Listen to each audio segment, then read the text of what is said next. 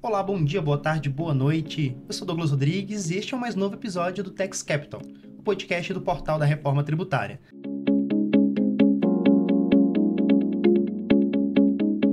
Nós estamos com um convidado muito especial, ele que está coordenando todo o trabalho da reforma tributária no âmbito da Receita Federal, que é o auditor Marcos Flores. Então já agradeço a presença dele, vou fazer uma breve explanação sobre a carreira. Ele atua cerca de 20 anos na Receita Federal, então é um auditor muito experiente e está ajudando nessa implementação da reforma ali no âmbito do fisco. Hoje, nesse podcast, a gente está com a Kaliane Abreu como co-host. Ela é presidente da WLF, uma grande apoiadora deste programa. Eu também agradeço ao nosso apoiador, que é a Reut, uma empresa de tecnologia que vem ajudando a construir esse novo mundo tributário. E deixo o convite, caso você ainda não conheça o portal da Reforma Tributária, assine a nossa newsletter, ela é gratuita. Vou deixar o QR Code para vocês acompanharem. Se você ainda não nos acompanha no Spotify, esteja nos escutando, pode nos seguir lá. Tem os próximos episódios, estamos fazendo com muito carinho. Assine, pode se inscrever também no YouTube. Estamos com a meta de bater 1.000 inscritos com este programa, então é uma grande responsabilidade, eu conto com a sua ajuda. E agora vamos diretamente para a conversa. Marcos Flores, muito obrigado aí por ter aceitado o convite. Estamos em Brasília, para quem não sabe, e o tempo aqui, ele é escasso, então eu agradeço muito a sua disponibilidade. E já deixando a primeira pergunta, como que a Receita vem atuando na reforma tributária?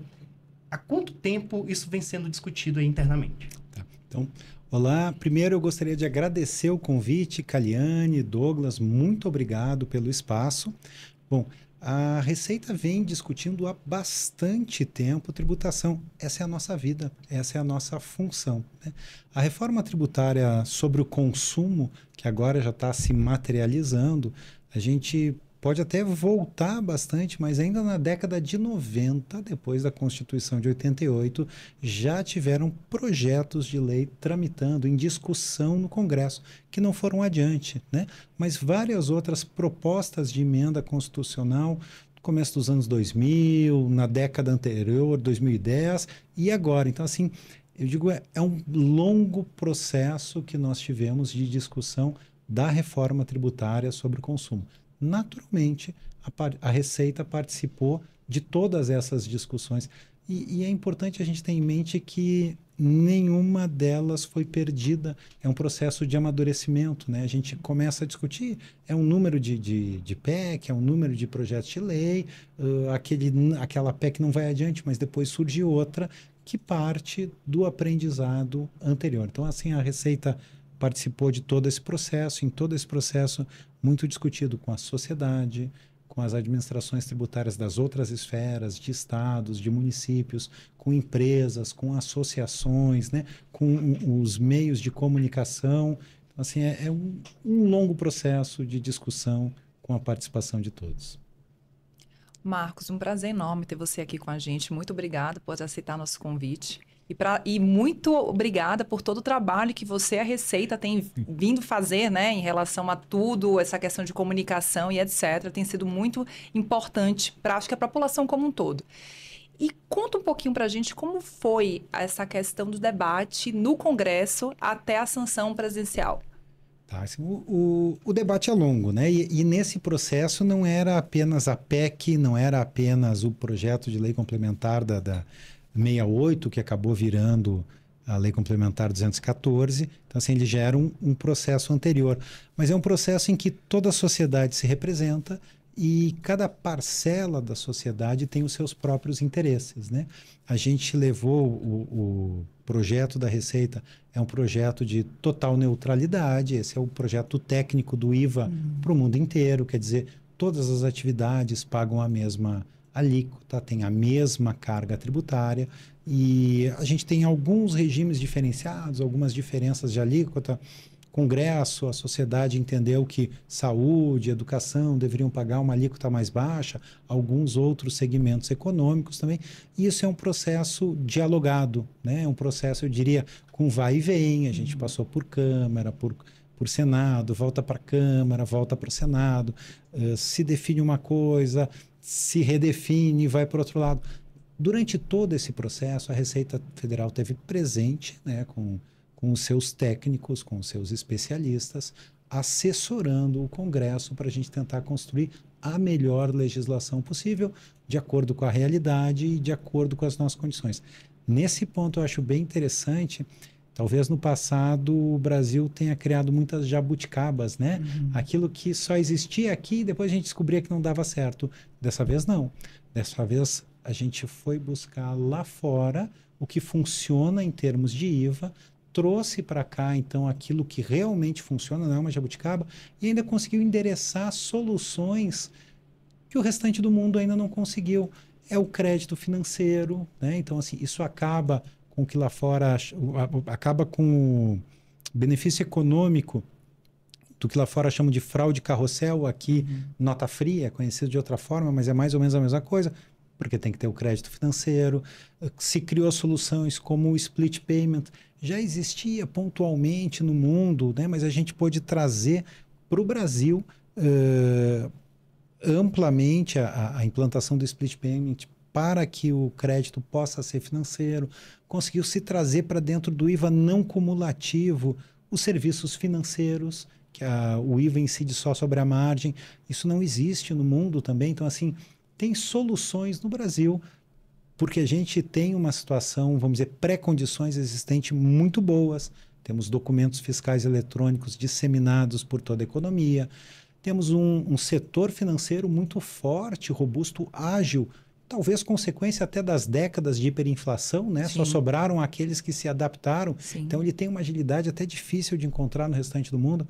O Brasil chegou a estar classificado como o segundo país com o melhor serviço de governo, né? Com e-governo do mundo.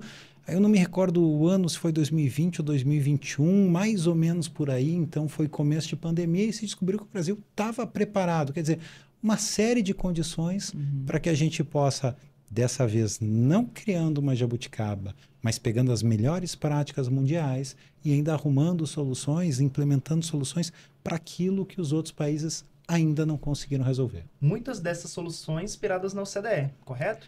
Sim, perfeito. Essa um questionamento bem interessante, tá?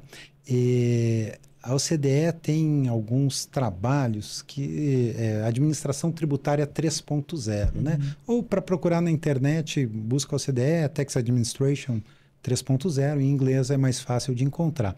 Esses trabalhos são muito interessantes. O que eles trazem? As melhores administrações tributárias do mundo buscam reduzir o esforço do contribuinte, quer dizer, que os sistemas tributários, os sistemas eletrônicos sejam amoldados, estejam juntos, enfronhados com os sistemas naturais do contribuinte. Mas como assim? O contribuinte vendeu, emitiu o documento fiscal, não precisa de uma outra declaração. Pagou com split, ele não precisa reportar que fez o pagamento ou ir lá fazer um outro documento de arrecadação. Então, assim, no sistema natural dele, que ele compra, vende, paga, recebe, o sistema tributário já vai estar moldado. Então, assim, essa eu diria, não é o que a OCDE tem, o que a OCDE recomenda para as administrações tributárias, e esse é o norte. Quando a gente viu a qualidade da legislação, o texto é muito bom, o texto legal, a Receita Federal identificou que era possível avançar nesse caminho, tá? Na administração tributária 3.0, integrar os sistemas tributários aos sistemas dos contribuintes para que eles tenham um mínimo de esforço ou o mínimo de obrigações acessórias a cumprir para ficarem conforme a legislação tributária. E como fica agora o trabalho do fisco, né? A gente ainda falta a legislação infra, né?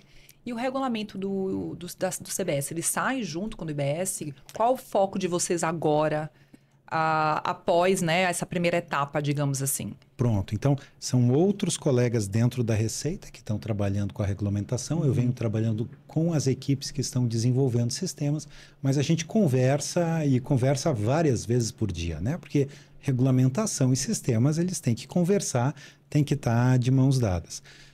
Dentro da Receita, são diversos grupos, então um para cada atividade, para cada capítulo, para cada seção da Lei Complementar 214, que estão tratando de propor o regulamento.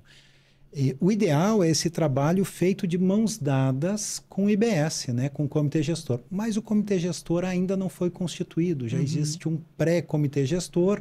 A gente vem conversando também com os colegas de estados, de municípios, os colegas que fazem parte desse pré-comitê gestor, mas ainda essa aproximação final, eu diria assim, né, realmente sair um ato conjunto, que eu acredito que seja bem possível, né, depende de nós termos o comitê gestor constituído para poder combinar com eles. Uma coisa que a Receita já vem fazendo é soltando notas técnicas, inclusive para as empresas já se prepararem para colocarem os campos de CBS e IBS para o teste em 2026. Novas notas técnicas vão ser publicadas? Em que fase que a Receita está para dar direção para as empresas? Tá, ótimo ponto. Então eu diria assim, né, o que assim, existe assim uma dúvida muito grande, uma ansiedade no que as empresas têm que estar fazendo hoje, né? Eu diria, hoje elas têm duas grandes tarefas para cumprir. Então, primeiro, adequar o seu sistema emissor de notas fiscais. Às vezes não é um software da própria empresa, mas ela tem uma empresa, um ERP, né? um sistema de gestão que faz essa emissão. Então, é a empresa de software que vai fazer isso, é o escritório contábil. Ajustar os seus documentos fiscais ao novo layout. O novo layout traz CBS, traz IBS, traz campos específicos desses novos tributos que vão ser destacados nos documentos fiscais em 2026. A legislação traz a possibilidade não, o comando, né, de que quem cumprir a obrigação acessória em 2026 não precisa recolher.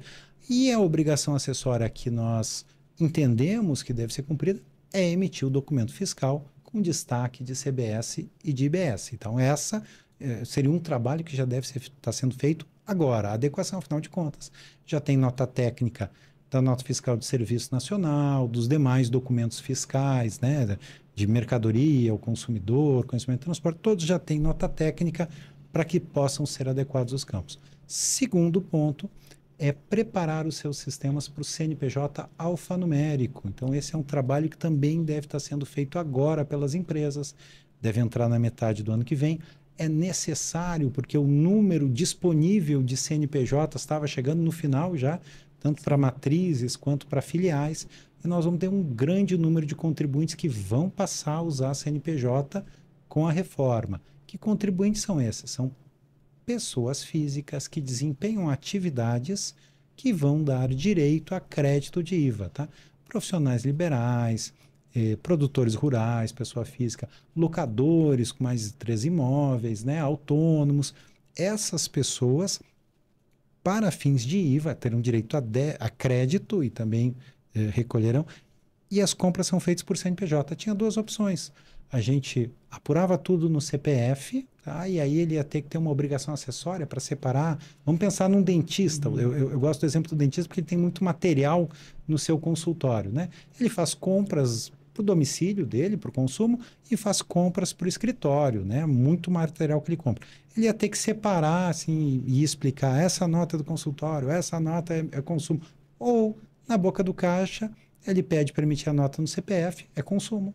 Ele pede para emitir no CNPJ, é do consultório dele. Ali está dentro da cadeia do IVA, questão de crédito, de débito do IVA. Uma dúvida, hoje esse consultório já tem um CNPJ, não? Não necessariamente. Ele pode estar constituído como uma pessoa jurídica, ok, aí não precisará de um CNPJ novo, mas existem muitas pessoas físicas que atuam como pessoas físicas. É um profissional liberal, tá? E esses terão que ter um CNPJ. Veja, não é se transformar em pessoa jurídica, é apenas ter um CNPJ ainda como pessoa física, porque os profissionais estão dentro da cadeia do IVA, com débito do IVA, mas com direito ao crédito do IVA também, tá? Então esse CNPJ é importante e vai ser um grande número de CNPJs. O problema não é tanto para esse profissional que vai ter o CNPJ alfanumérico, são para as empresas que já têm sistemas que vão vender para ele. O sistema dele tem que estar então pronto. O campo ali tem que ter. Tem que ter. Não se passa mais. Ele vai vender, vai fazer uma cobrança, vai fazer uma comunicação. Ele tem. Então, todo o sistema das pessoas jurídicas que já existem precisa estar adaptado para que seus clientes, fornecedores, possam ter CNPJ alfanumérico. Um detalhe que até impacta isso, quantos sites que existem no Brasil, em que você vai fazer um cadastro como pessoa jurídica, tem um campo lá, o espaço para o CNPJ, aí vai ter um espaço a mais. Então, até os sites, então, até quem é da área de tecnologia também vai ter que fazer adaptações aí no layout dos sites, para cadastro de fornecedor, enfim. Então, é uma mudança que afeta todo mundo que atua com empresas, né? Isso, todos os contribuintes, né, que trabalham com outras empresas, ou mesmo hoje trabalham só com pessoas físicas, mas vamos supor, vende só para produtor rural, pessoa física, só para profissional liberal, mas eles vão passar a ter CNPJ, então precisa fazer essa adaptação. E é que nem a placa de carro, não muda a quantidade total de dígitos, mas passa a aceitar números e letras. Marcos, eu adorei a sua observação, porque muitas empresas não estão se atentando ao CNPJ alfanumérico, tá? E muitas ainda também não estão indo atrás de como se adaptar nessa questão toda de sistema. E aí, voltando um pouco, tem várias pessoas que me perguntam, o que é que vai mudar na nota fiscal? O que é que vai mudar no XML? O que é que eu vou ter que passar a informar? E aí me perguntam, o preço vai mudar na nota? O preço fica igual? Eu vou destacar o IBS e CBS. Você poderia dar um pouquinho de explicação em relação a isso? Porque sempre tem uma dúvida muito grande, como as empresas estão todas querendo estar em compliance para também conseguir faturar, que esse é um ponto muito importante, você conseguir faturar no dia 1º de janeiro de 2026. Tá, então 2026 é o mais fácil. Precisa apenas destacar CBS e IBS. Não é somar no total, tá? E vai ser 1%, 0,9 de CBS, 0,1 de IBS. Ele vai vender, vamos supor, por R$100, vai destacar 90 centavos de CBS, 10 centavos de IBS, total 1%, e o total da nota permanece em R$100. Não somou. Por quê? Porque é só teste, é para adaptar o sistema, tá? Ele vai conseguir enxergar nos sistemas da Receita lá a apuração assistida, as notas que ele comprou, as notas que ele vendeu, quanto que teria de crédito, quanto que teria de débito, mas não tem recolhimento a fazer. Sim. Então, ele consegue visualizar, ele vai ter tempo para, se o software de gestão for dele mesmo, ele adaptar o software. Se é de uma empresa de informática, a empresa que presta serviço para ele, adaptar o software para se ligar aos canais dos sistemas da Receita, tá? Durante o ano de 2026. Então, 2026 é mero destaque. Tem mais campos da nota, ali diz qual é a alíquota, qual é a classificação. Base de cálculo, acredito também, né? É, classificação tributária, tem vários campos. Pelo que eu lembro, como na conversa que a gente teve com o Robson, eram 6 campos novos, se eu não me engano, que ele comentou. Olha, de cabeça eu não vou lhe dar todos os campos assim, mas tem campos que são relativos, além do valor da CBS, né? Qual foi a alíquota, qual foi a classificação tributária, quem seja a tributação, a lei, né? Qual a legislação, qual o artigo daquele. Então, assim, tem alguns pontos qual é o total, tudo, que são adaptados, mas eles estão todos em nota técnica, tá? Isso não é um mistério para a empresa de software, porque normalmente, 2 vezes por ano, em março e em setembro, os layouts de documentos fiscais são atualizados. Essa atualização é um pouquinho maior, mas toda empresa de software que trabalha com faturamento está acostumado com isso. Isso quanto aos documentos de mercadoria todos, a nota fiscal de serviço nacional, e existem ainda alguns municípios com nota fiscal de serviço própria, né? E aí cada um desses municípios vai se adequar, porque os campos têm que ser iguais, né? Mas vai emitir as suas notas técnicas dos seus documentos fiscais, tá? Agora, aqueles municípios que ainda não têm notas fiscais de serviço, acredito eu que a imensa maioria já vai migrar para a nota fiscal de serviço nacional. Está tudo pronto, ele tem um módulo de administração disponível para ele, é o mesmo utilizado por centenas de municípios atualmente, no futuro por milhares de municípios. Em 2033, todos têm que ir para esse padrão. Então, assim, acredito eu que eles já devem seguir esse caminho. Então, 2026 vai ser um período de adequação, um período de sem recolhimento, apenas você cumprindo uma obrigação de informação, uma obrigação acessória. Isso. E o que acontece se a empresa não estiver preparada para isso? Por que eu estou te perguntando isso? Porque eu também sei de muitas empresas que ainda não estão se preparando para a reforma tributária, não estão procurando ainda um provedor, né, de sistemas. O que acontece com essas empresas que não conseguirem, por exemplo, tirando o fato de não faturar, que aí é um problema, inclusive, de negócio, mas como fica isso perante a Receita Federal? Gente, vamos lá, então, assim, ó, se não cumprir a obrigação acessória, a rigor, né, você teria ali multas por descumprimento de obrigação acessória, poderia até ser lavradas, mas essa não é a intenção. Até porque a empresa não vai ficar sem faturar. Então, eu acredito que a maior penalidade para ela seria não conseguir faturar. Não, com toda no dia certeza, eu primeiro. acho que é. Mas o que acontece é que muitos ficam perguntando o que é que vai acontecer comigo, muito mais preocupado com a penalidade da Receita Federal, quanto a maior que tem é não faturar. Tá, exatamente. E isso aqui é uma nova concepção, tá? A gente precisa deixar de lado, assim, aquela administração tributária que fazia toda a mudança por enforcement, tá?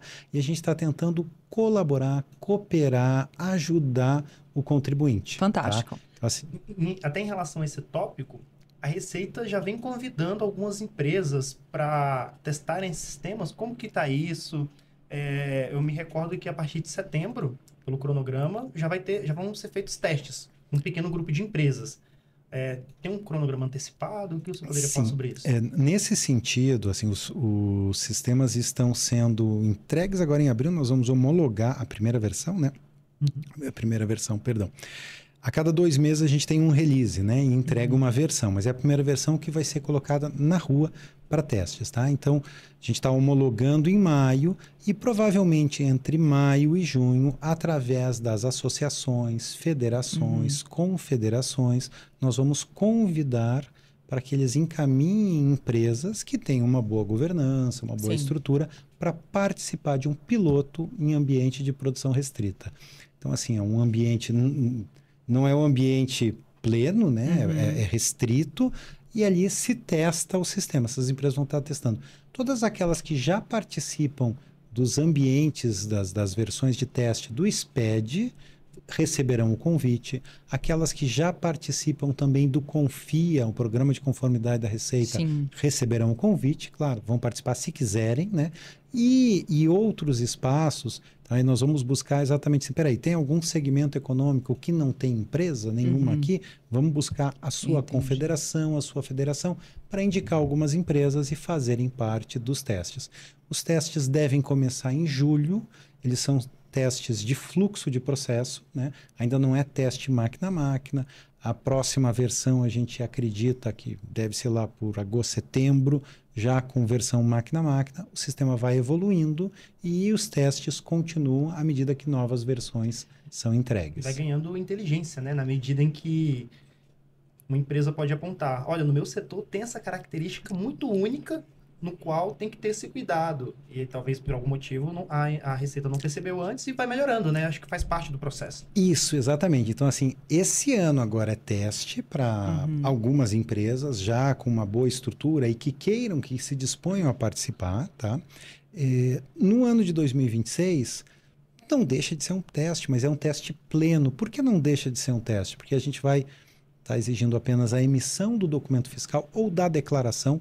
Poucas empresas, poucos segmentos econômicos terão uma declaração, tá? Um bom exemplo são os serviços financeiros e de seguros, o plano de saúde também, porque o IVA, o CBS, né, vai ser cobrado sobre a margem. Então, um exemplo bem fácil é o serviço financeiro, né? Ele capta de um poupador, normalmente pagando menos que a Selic, e empresta para um tomador dos recursos, normalmente cobrando mais que a Selic. O meio, a diferença entre o que ele paga e o que ele recebe, é a margem dele. E é na margem que vai incidir o IVA, não é sobre todo o valor do empréstimo, só sobre a margem. Essa é uma solução bem interessante para trazer o segmento financeiro para dentro da cadeia do IVA, para que ele seja não cumulativo também, tá? E só que para fazer isso foi necessário uma declaração, porque quando vai para um documento fiscal, tu tem o total da nota, o total do serviço ou da mercadoria, e não essa diferença de custo e de receita, tá? Então, nesse caso, vai ser uma declaração, ainda está sendo construída, conversando com as federações, confederações dos segmentos econômicos, tá?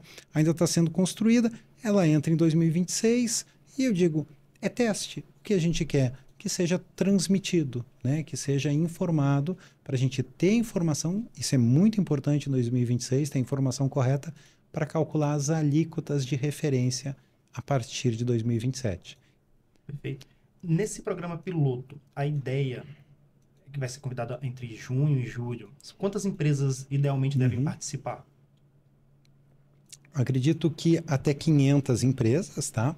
Nós temos cerca de 100, 150 empresas que já participam dos SPEDs e a gente deve ampliar isso, tá? Então não pode ser... 500 são muitas empresas, né? Certeza. Então é muito teste, não pode ser tão amplo que a gente não consiga dar atenção, dar o retorno, ter as informações. Ele deve começar um pouco menor e ir crescendo à medida que vai se desenvolvendo. Marcos, eu participo de vários fóruns, né, como advogada, operadora do direito, e muitas empresas comentaram que gostariam de participar desse processo. E aí surge a dúvida, se eu não for convidada, eu posso participar? Ao mesmo tempo, já ouvi algumas também comentarem, eu recebi o convite, mas não sabiam se era fraude ou não. Afinal de contas, no mundo de hoje, a gente tem que ter, né, sempre um cuidado. Os convites já foram enviados? Então... Como ficaria esse processo de quero participar, mas não recebi o convite? E se você recebeu, você é obrigada? Você consegue esclarecer um pouquinho isso pra gente? Tá, vamos lá. Então, por partes, né? Primeiro, nós não enviamos nenhum convite formal ainda. Nós já informamos várias vezes que as empresas do Confia ou que já participam do desenvolvimento dos SPEDs serão convidadas. Elas já têm conhecimento disso. Segundo ponto, também vemos informando que é através de confederações, federações, associações. Então, não é a empresa específica, né? A gente sempre pede através de uma associação para evitar a pessoalidade, para não escolher essa aqui em detrimento daquela. E aí a associação se resolve, acaba nos encaminhando. Até porque o interessante é que você consegue também pegar pela associação, pelo setor. Então, você consegue ter uma diversidade no seu teste. Isso, exatamente. Então, assim, conversando com algumas associações, a gente estava conversando com a de seguro e eles nos falaram da necessidade de vários segmentos de seguro e que não adiantava pegar uma empresa que atuasse num segmento só. Tinha que ter uma por segmento, ou uma que atuasse em todos os segmentos. Então, assim, isso a gente consegue com as confederações, com as federações e pede que eles encaminhem. Ainda não encaminhamos convites formais para as associações e será através delas que será feito o convite. Isso deve ocorrer entre final de maio, começo de junho, eu acredito. Fantástico. Outra novidade, inclusive que o secretário especial extraordinário para a reforma tributária, o Bernardo Api, ele falou no evento recentemente, de que a Receita vai abrir um canal para as empresas fazerem consulta, tirarem dúvidas, ainda mais agora nesse momento em que tem a lei, tem a legislação, mas alguém pode não entender. Mas nesse caso específico, como que a gente aplica? O Api falou que a Receita vai ter esse canal. Como que essas empresas vão poder tirar dúvidas com a Receita? Pronto, perfeito. Vamos abrir o canal e agora em maio isso deve estar acontecendo, já não vou precisar o dia, mas novamente através de associações, confederações. Por quê? Para trazer as dúvidas do segmento inteiro. Então, muitas vezes as dúvidas de uma empresa, elas se resolvem dentro do próprio setor, né? Ou elas são conflitantes com dúvidas de outra empresa. As associações, confederações têm condições já de mediar isso e fazer uma consulta mais concisa, mais completa, até que esclarece melhor o setor. Então, o canal deve estar sendo aberto agora em maio, ainda não sei o dia, ainda não tenho o dia preciso, mas logo em seguida, e através de associações, confederações. Então, no mundo ideal, as empresas, elas devem estar conversando com os pares, né? Então, vamos pensar no setor, por exemplo, de aviação. As empresas, como elas têm uma operação parecida, junto com a associação, tirar dúvida para o setor. Porque no final todo mundo vai ter que pagar o mesmo tributo. Isso. E é uma forma, inclusive, de você fazer um benchmark também, né? Então, essa é a parte interessante. Você comentou que uma das grandes inovações da reforma é o split payment, com toda certeza. Como você mesmo falou, é uma inovação global, né? Em que pé está essa questão da tecnologia, das definições? Já vimos algumas demonstrações da plataforma do CBS, fantástica, parabéns a vocês, a Serpro, porque é um trabalho com toda certeza a 4 mãos, fantástica tecnologia. Existe já alguma definição, alguma prévia de quando também vai haver testes em relação ao split? Pronto. No split, então a Receita e o Serpro já vem desenvolvendo os sistemas, os vários módulos de sistema para a CBS, tá? Entretanto, no split ainda está carecendo de algumas definições da arquitetura de sistema. Isso vem sendo conduzido pela CERT, né, pela Secretaria Especial da Reforma Tributária, claro, com a participação da Receita, de estados, de municípios, do SERPRO também, e não sei se tem alguma empresa de processamento de dados de municípios ou de estados, acredito que eles chegaram a indicar, e da Confederação Nacional das Instituições Financeiras, tá? Associação Brasileira de Empresas de Cartão de Crédito e outras associações dos segmentos econômicos relacionados aos meios de pagamento. Então, essa arquitetura vem sendo conversada, já está amadurecendo, né? E uma vez definido, batido o martelo, eu já posso adiantar que muito provavelmente nós teremos uma plataforma governamental para lidar com essas informações, tá? Tanto para a Receita quanto para o Comitê Gestor, para interagir com os meios de pagamento, né? É o que faz sentido, né? Até quando você olha também a plataforma, né, que o Robson apresentou, você vê que ali tem até o lugar já para que ele fala, né, o split payment ficar acoplado, né? E o contribuinte conseguir entrar no gov.br e ter acesso a tudo aquilo ali. Ficou muito legal, assim, eu não sou a pessoa de TI, né? Mas eu achei fantástico. Realmente, nessa construção, então assim, a gente está construindo a parte de dentro de casa, a parte da Receita, para receber a informação do split, dar o tratamento, né? Fazer a apuração assistida no encontro de débito e crédito. Mas mais do que isso, a plataforma foi criada com tecnologia muito moderna, de forma que os módulos possam ser independentes para... Vamos que um sai do ar, precisa fazer manutenção, Sim. Todos os outros rodam. Fantástico. Ou mais que isso, um módulo não é desenvolvido pelo SERPRO, é desenvolvido por outra empresa de processamento de dados. Ele pode ser plugado ali. Então, a plataforma de eventos ela está pronta com o estado da arte da tecnologia, foram atrás do que existe melhor no mundo, foram atrás das big techs. Então, assim, se buscou a tecnologia, não se ficou limitado a como nossos sistemas foram feitos no passado, mas foi atrás da melhor tecnologia. E mais um módulo de integração, porque a gente tem vários sistemas legados, quer dizer, sistemas antigos que não serão alterados agora, e todos eles conseguem se plugar a esse módulo de integração. Quer dizer, assim, ela é muito flexível, ela é ágil, moderna e muito flexível. Eu achei excelente. Eu posso falar porque não fui eu que desenhei a arquitetura, achei excelente o desenho. Mas você entende melhor que nós dois, então já está ótimo.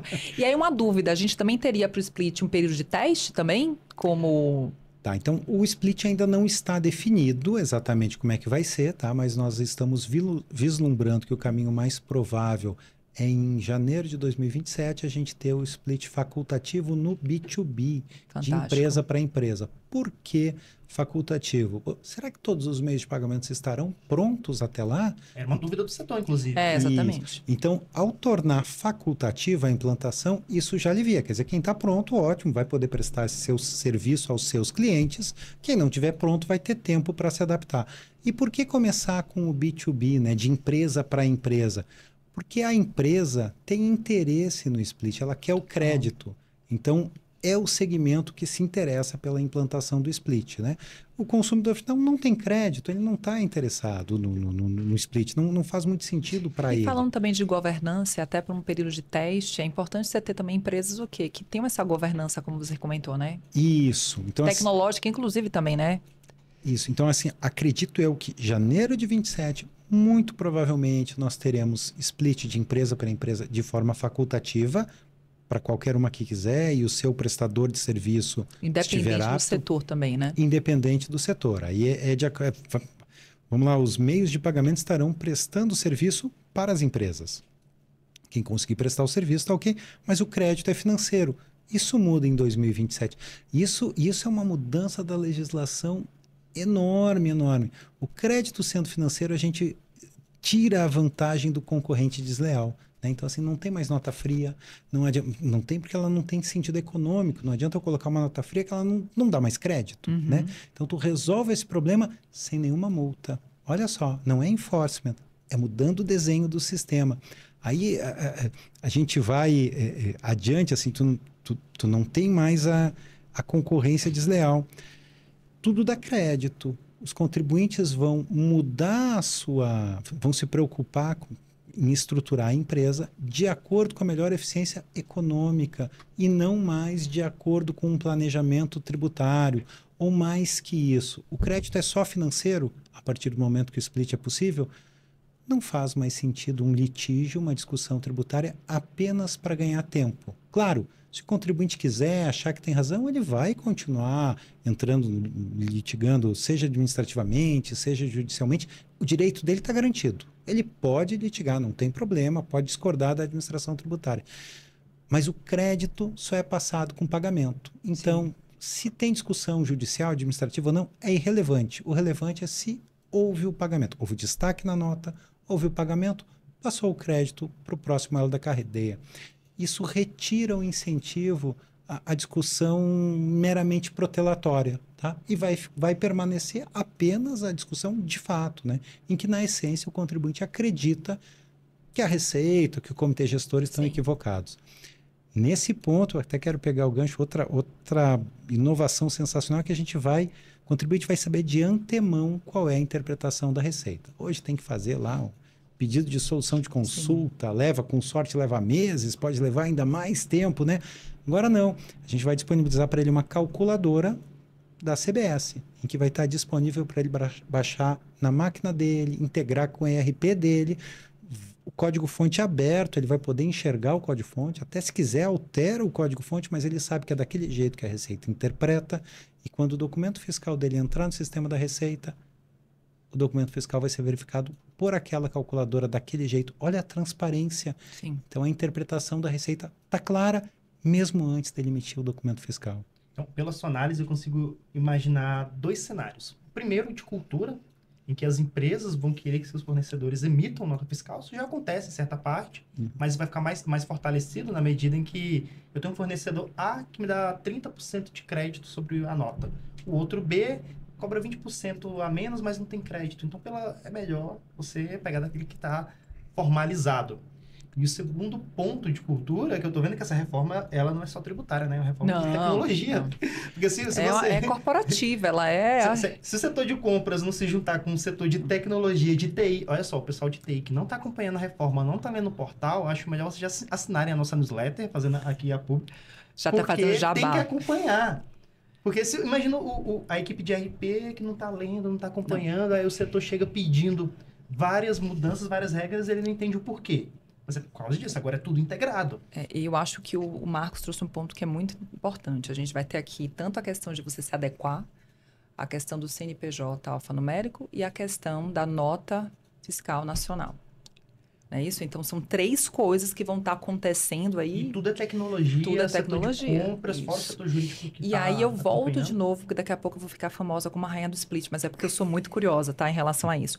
A tecnologia, pelo que a gente entendeu, é o super inteligente, que até então ainda não está definido se vai ser isso ou não. Eu não sou de TI, mas você é. Isso é uma super revolução, porque já imaginou, você vai conseguir já ver se está o crédito... Quanto tempo você acha que a gente consegue chegar nesse super inteligente? Pelo que eu entendi no momento, vai ter teste, a gente não vai ter ainda, né? Eu sei que ainda não estamos definindo toda essa questão de arquitetura, mas você acha que essa tecnologia é algo que a gente pode vislumbrar num curto tempo, mais ou menos quantos anos? 2027. Então você acha que o super inteligente já pode vir em 2000? Ah, que fantástico! Então vamos lá, vamos explicar, né, Valéria? Ótimo. Então, o split inteligente, né? O que é? De acordo com a CBS e IBS destacado no documento fiscal.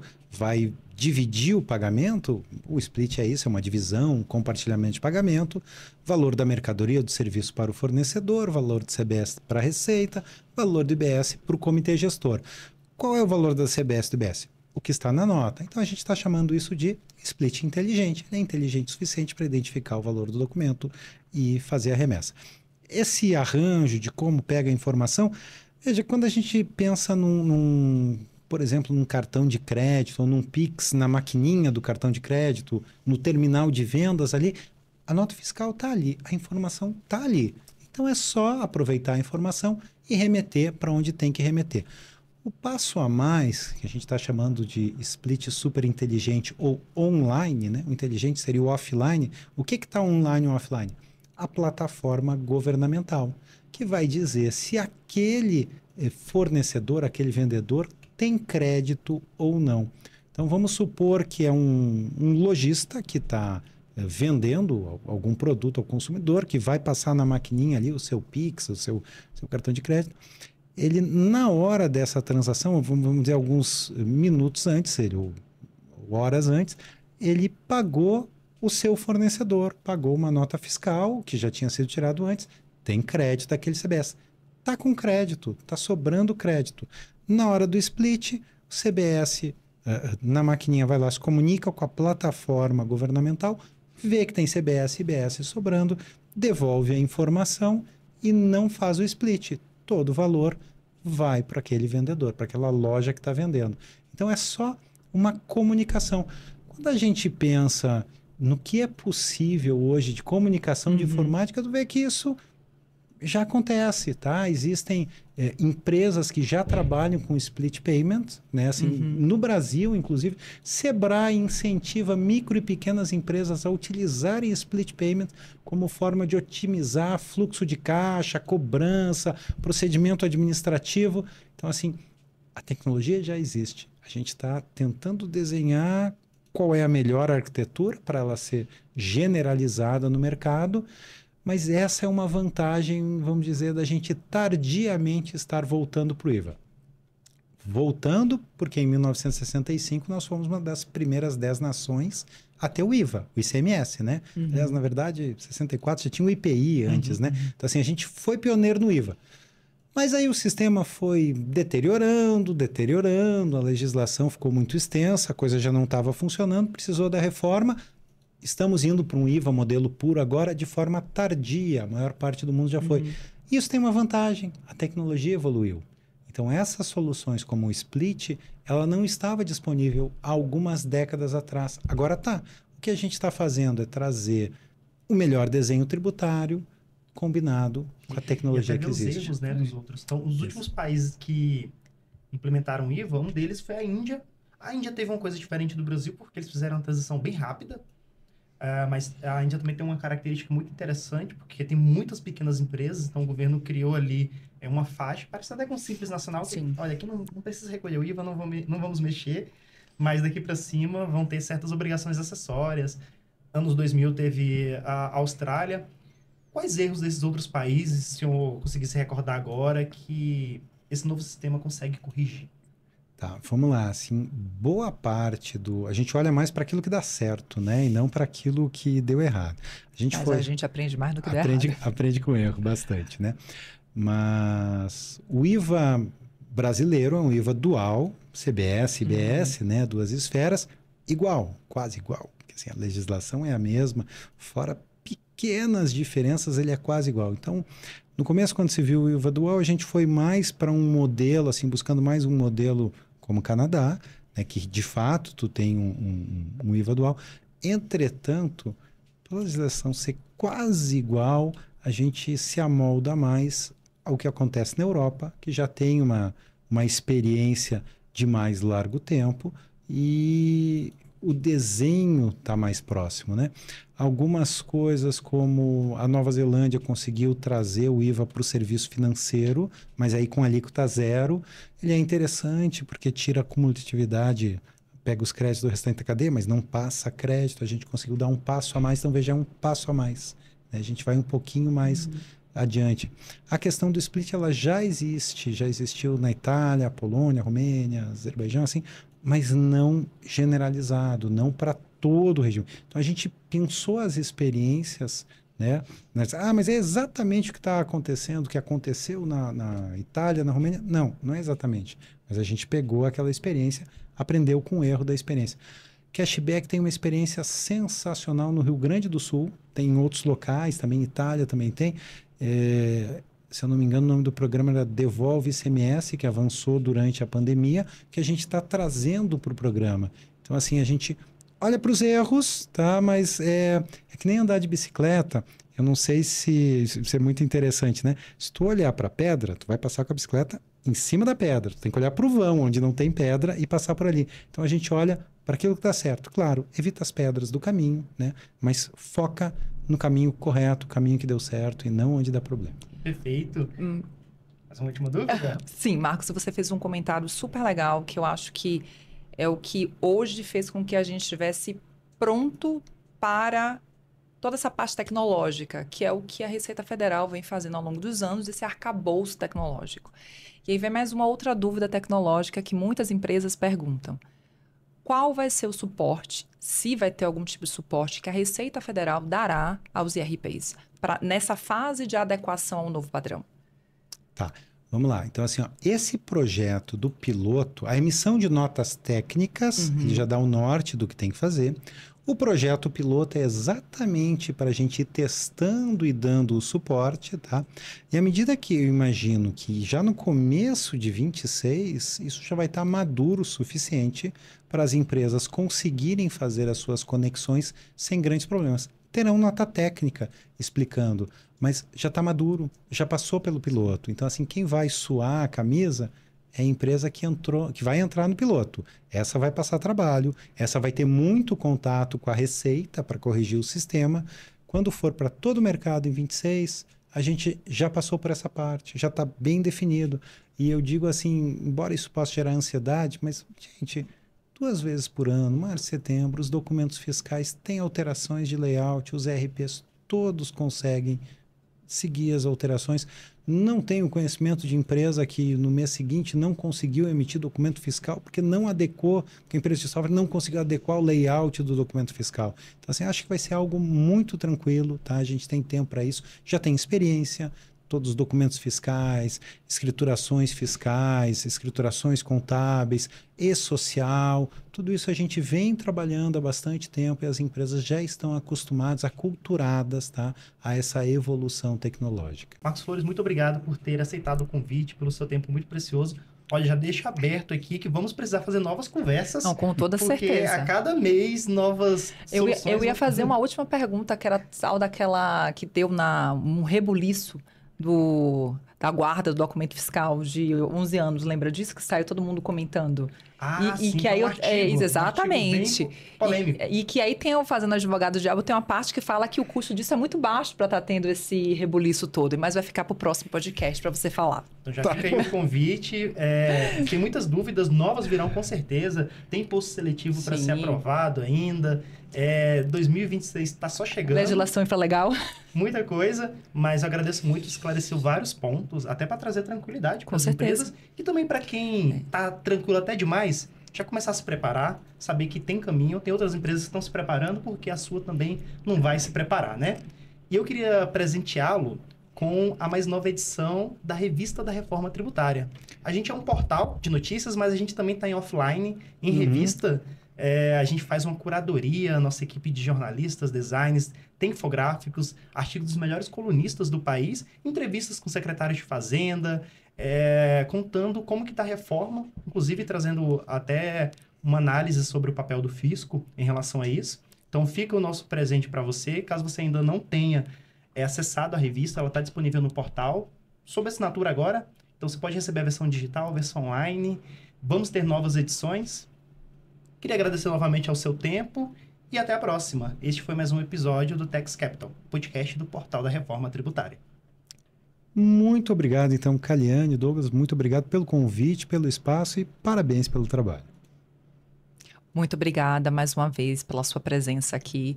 Parabéns à Receita Federal por abrir esse diálogo e, como você falou, uma nova fase de diálogo com o contribuinte, pensando sempre na questão de negócios e empreendedorismo. Muito obrigada.